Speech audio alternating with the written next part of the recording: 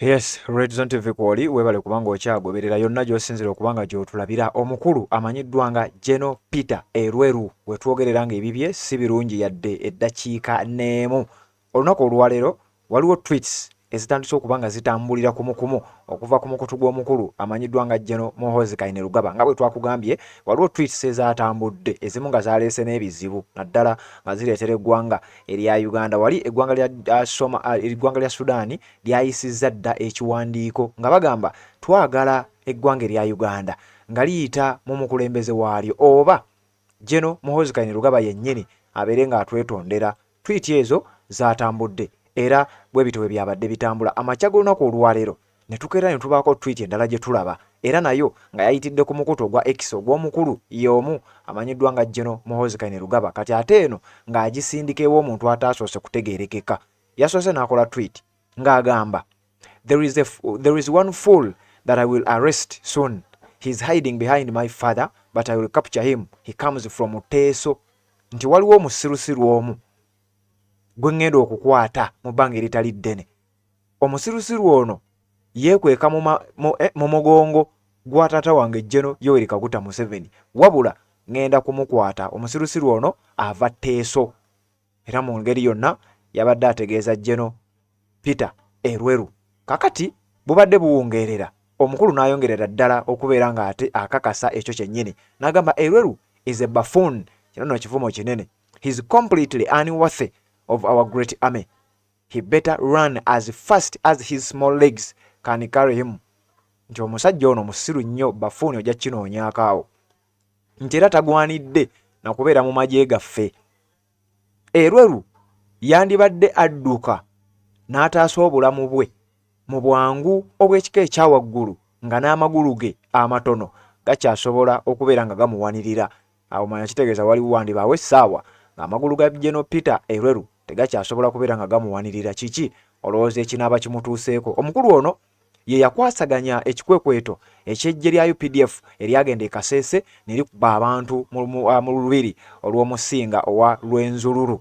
Omukulu amanyiddwa nga General Peter Erweru ekikwekweto ekyo ekyafiiramu bannayuganda abangi era nga ne wetwogerera ne mu kooti y'ensi yonna eya ICC ensonga eyo yayogerwako nakati ekyaliyo. Kigambibwa nti omukulu ono kirabika balina obutakkaanya bwe baafunye ye Peter Erweru ne munne amanyiddwa nga General Muhoozi Kainerugaba. Kakati entabwe we yavudde tunaba kubanga tutegeerawo wabula tweets ez'okumukumu nga mumwavudde n'ezo ezaleetedde eggwanga erya Sudan okuwandiika ekiwandiiko. Jjukire emabega kaawo nnaku nga 2 emabega era olutalo lwali ku Twitter wakati wa General Muhoozi Kainerugaba ng'alumbye era n'alumbira ddala ne Ssekulumba yenna ng'alumba His Excellency Robert Kyagulanyi Ssentamu. Awo ne beetwalamu era olwo olutalo twalukuwadde bw'oba ng'obadde ogoberera bye njogerako nkakasa obitegeera bulungi nnyo. Mukutu gwa Red Zone TV tukyagenda mu maaso n'okuba nga ate tukutuusaako. Lwabadde teluli lutyo ate ntufuna eggwanga erya Sudan nga naluliko ompuleyininga ku tweets z'omukulu ezisusse eziba provokinga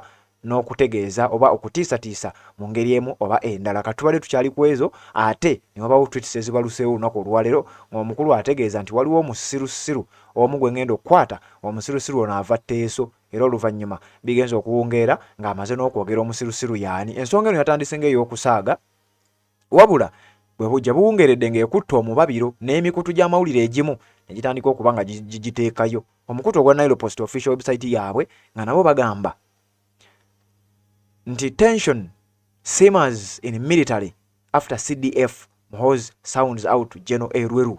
Obunkenke bweyongedde mu magye, abasajja tebateredde embeera ya bunkenke oluvannyuma. Jjukira bano bonna basajja bannamagye, bano bonna ate bali ku ddaala lya waggulu. Ono Lieutenant General oli General ajjudde Lieutenant General Peter Erweru oyo abeera e rank bannene mu magye wabula bamuyisizaamu eggaali era bamuyise effuulu, bamuyise omusirusiru gwe bagambye era gwe bategeezezza nti bagenda kumusiba essaawa yonna. Omukulu General Muhoozi Kainerugaba nga bw'ategeeza. Omukutu guno bagenze mu maaso ne bagamba the Chief of Defence Forces General Muhoozi Kainerugaba on Thursday served the most unwanted Christmas gift to Lieutenant General Peter Erweru, calling the senior military harsh names. Nti General Muhoozi Kainerugaba awadde ekirabo ekikyasinza okuba ekibi era Peter Erweru kyatandiyagadde akiwadde ekirabo kya Christmas akiwa Lieutenant General Peter Erweru, Lieutenant General Peter Erweru, era nga gwakiwadde amuyisa amannya agakyasinza okuba amabi nga bwe nkugambye ekigambo buffoon okijjukira bulungi nnyo. General Muhoozi referred to Erweru as a buffoon and a completely unworthy of serving in the Uganda's military. Amutegeezezza nti amutumye erinnya lya buffoon era n'ategeeza tagwanidde na kubeera ng'asaavinga mu magye g'eggwanga. Abigamba Peter Erweru era tweet eyo ngikusomedde. These remarks have sent shockwaves through military and political circles, raising concerns about internal divisions within the Uganda People's Defence Forces. Nti obubaka buno buleese ensasagge, buleese obunkenke n'enkayana mu magye.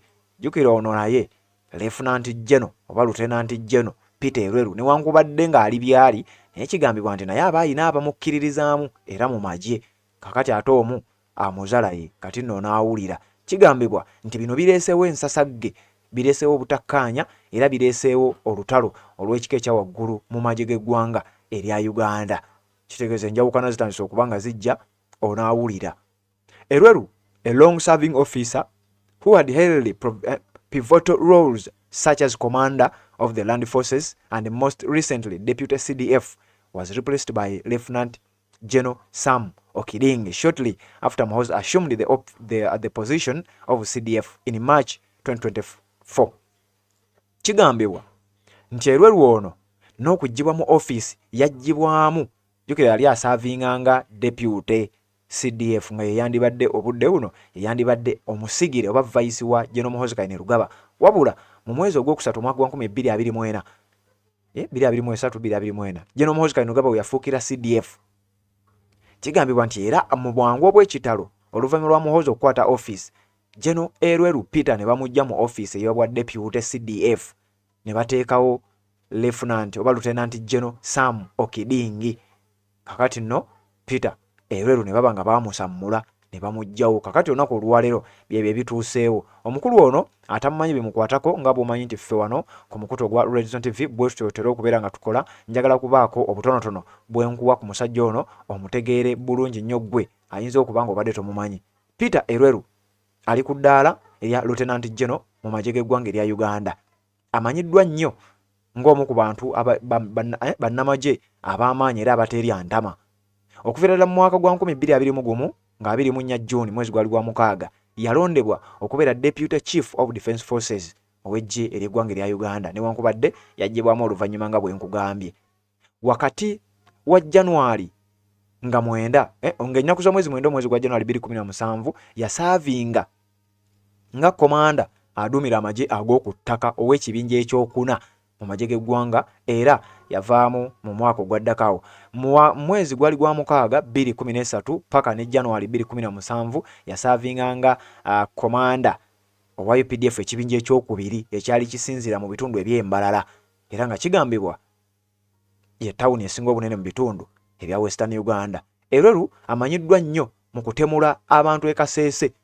Ekyo si kigambo kyange. Erweru is most known for the Kasese massacre in which, according to Human Rights Watch, 153 people including children were killed. Nti Erweru amanyiddwa nnyo ku kitta abantu ekyali mu bitundu eby'ekasese naddala mu lubiri olw'omusinga owa Rwenzuluru era nga kigambibwa okusinziira ku mukutu oba ku kitongole ekimanyiddwa nga Human Rights Watch abantu 153 omwali n'abaana abato abattibwa. Ono nno Erweru yavaayo n'ategeeza nti bano baali badizaavinga okufa, baali bagwanidde okubeera nga bafa. Yategeeza omukutu gw'amawulire ogumanyiddwa nga The Observer mwezi gwali gwa kutaano mu mwaka gwa 2021. General Erweru musajja akuliridde emyaka 58 yazaalibwa ng'ennaku z'omwezi 12 mwezi gwa mukaaga 1966 era bamuzaalira mu disitulikiti bagiyita Kumi District era eyo sayidi z'Etteeso. Yasomerako mu ggwanga erya Tanzania mu kye bayita Tanzania Military Academy era n'avaayo nga Senior Command and Control Course gye yali amalirizza. Musajja munnamagye era asaavinze mu magye okuviira ddala mu mwaka gwa 1987 ebisigadde sijja kusukka waawo. Bamuyita General Lieutenant General Peter Erweru gwe balabudde. Omukulu Muhoozi Kainerugaba amulabudde nti essaawa yonna yandibadde adduka ng'amagulu ga matono ennyo gakyasobola okubeera nga gamuwanirira. Assalamu alaikum warahmatullahi wabarakatuh. Amanya n'eddoboozi Haji Abdul omusomi w'eddua. Nkola ku nsonga ez'enjawulo, emirimu nga gikutataganyeko, ebyenfuna byo nga bidobonkanye, ne oba oli bweru wa ggwanga emirimu gya kucankalanako.